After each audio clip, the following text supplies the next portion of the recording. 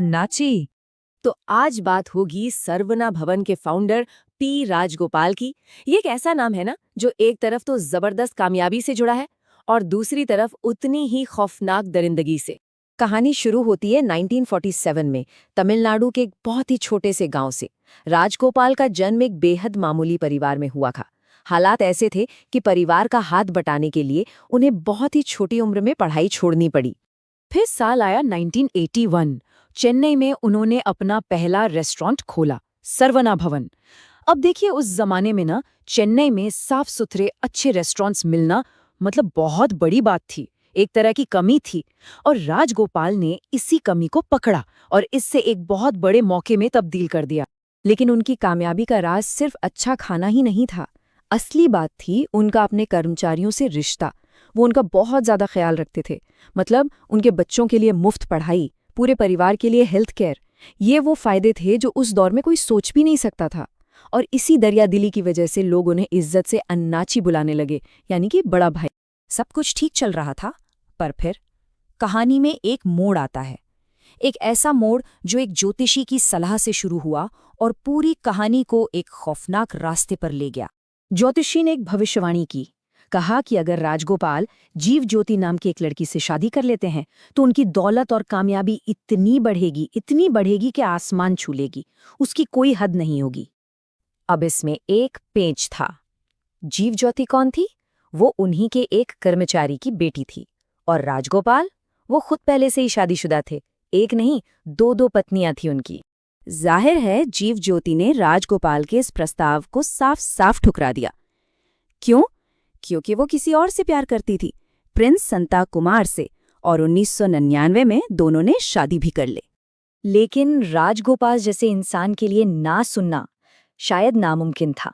और बस यहीं से जीव ज्योति को किसी भी कीमत पर पाने का उनका जो जुनून था, वो एक खतरनाक मिशन में तब्दील हो गया। उसने उस शादीशुदा जोड़े को तोड़ने के लिए मतलब हर हथकंडा अपना लिया। उनके रिश्ते को कमजोर करने के लिए तांत्रिकों से पूजा पाठ करवाया। प्रिंस के बारे में झूठी अफवाह फैला दी कि उसे तो HIV है। अपनी पावर का रौब दिखाया, कहा कि पूरी चेन्नई पुलिस उसकी जेब में है। और जब इन सब से भी बात नहीं बनी तो मामला खुली धमकियों पर उतर आया। तो जब धमकियों से, दबाव से, किसी भी चीज से बात नहीं बनी, तब राजगोपाल ने वो किया जो सारी हदें पार कर गया। ये बात है अक्टूबर 2001 की। पहले तो उस जोड़े को किडनैप किया गया।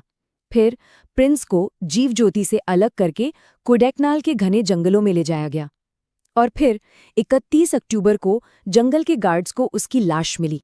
जब ऑटोप्सी रिपोर्ट आई तो मौत की वजह बिल्कुल साफ थी। किसी ने गला घोंटकर उसकी जान ली थी। ये एक मर्डर था।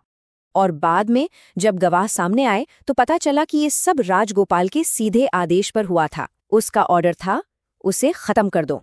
प्रिंस की मौत के बाद इंसाफ के लिए एक बहुत लंबी और बहुत ही थका देने वाली कानूनी लड़ाई का दौर शुरू हुआ।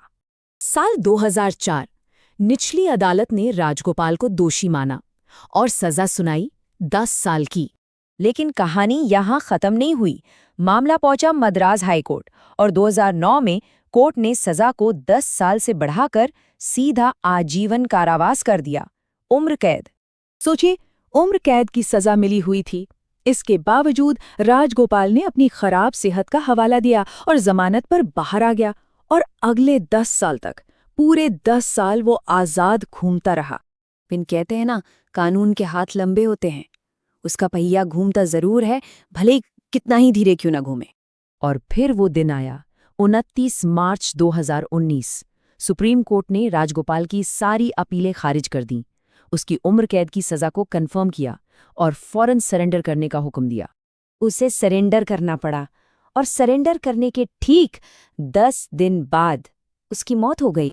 तो राजगोपाल की मौत के साथ इस कहानी का तो अंत हो गया। लेकिन जीव ज्योति के लिए शायद इंसाफ अधूरा ही रह गया। जैसा कि उन्होंने खुद कहा, ये घाव कभी पूरी तरह से भर नहीं सकता। देखिए, राजगोपाल को सजा तो मिली, पर वो सजा उसने काटी नहीं।